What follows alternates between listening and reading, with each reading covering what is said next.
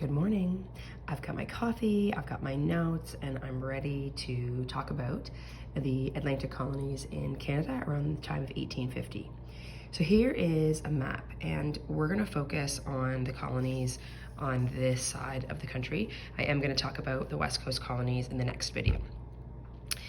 So this time in Canada history was a time of great innovation and great technology. It was a time of progress. You know, a lot of things were changing, a lot of things were happening. People were bringing technology from their countries of origin to these new settlements, and people were coming up with new technologies. There was a lot of increase in people and the movement of people to the colonies and also within the country. Forestry and shipping were major sources of income and of job opportunities in the Atlantic colonies, considering their access to open water and their ability and lumber. So their ability to get goods out of the country was easier in those colonies. Now, there was a lot of opportunity for work simply because it was a new settlement and it was growing, but in some places there wasn't a lot of opportunity for wealth. So for example, in Prince Edward Island, it was a lot about agriculture, a lot of farming, but many of those who lived in Prince Edward Island were tenants. They had landlords, and the landlords were just there to collect the rent. And if a farm didn't produce as much, or because of weather there was some damage and you weren't able to pay your rent, you were just evicted. And that happened quite frequently because people didn't actually own their land. In Newfoundland, fishing was a strong industry, but the merchants who purchased the stock, the fish, controlled the market, and they controlled the supply. So if a fisherman had the ability to fish more, his opportunity to actually make more money was controlled by the merchants, because they would sort of halt them from getting equipment that they would need for fishing.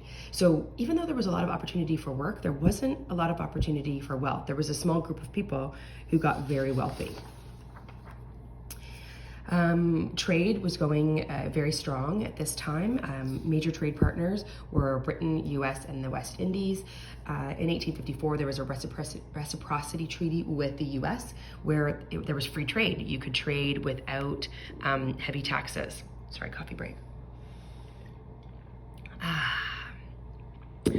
Now it seemed, after sort of the Civil War, when America really needed agriculture and really benefited from this trade agreement, it seemed like once that time was over, they canceled the reciprocity, and then they put huge taxes on goods crossing the border.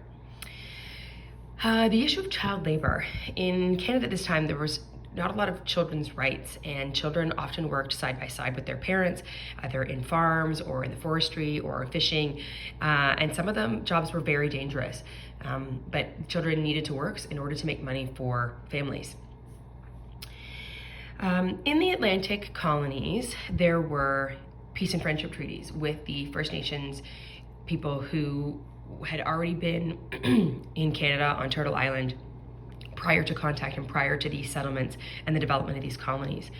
In the Atlantic colony region, the treaties were with the Micmac, the Mullaseet, and the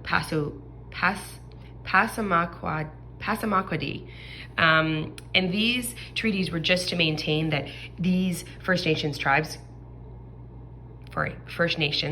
peoples could hunt and fish traditionally on their land like they had for hundreds of years, and it was sort of a sharing, right? But with new settlers coming from Britain and from the United States, the government of these colonies really didn't do anything to protect the lands that had been set aside or reserved for these First Nations groups. People very quickly moved in and continued to push aside these First Nations. So Canada East and Canada West, Canada East being what we would call today Quebec and It was a French Catholic majority. Remember, this had been New France. This had been the original sort of colony and settlement in Canada, and it had been around for a couple of hundred years. And there was a large population, established community of French Catholic people.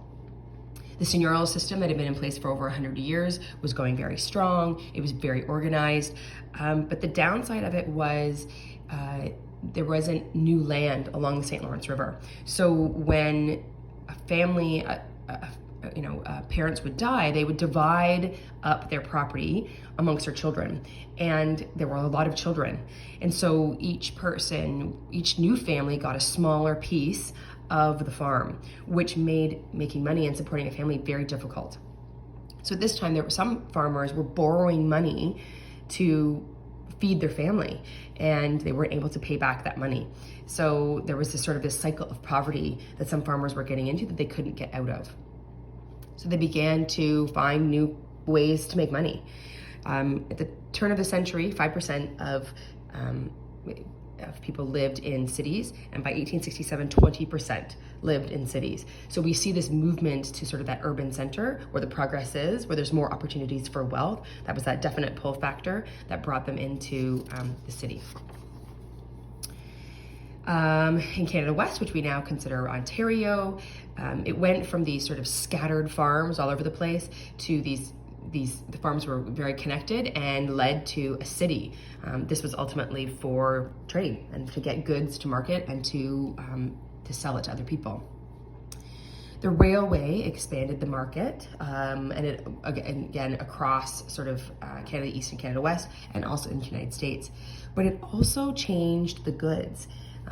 They went from just growing wheat and grain to making grain to having sheep farms to make fabric. So that idea of supply and demand of what people wanted, Ontario was responding to that. And so they were changing what they were growing on their farms to meet those needs. Between 1840 and 1860, the population tripled to 1,500,000 people. Many of them are coming British immigrants, Black Americans, and Irish.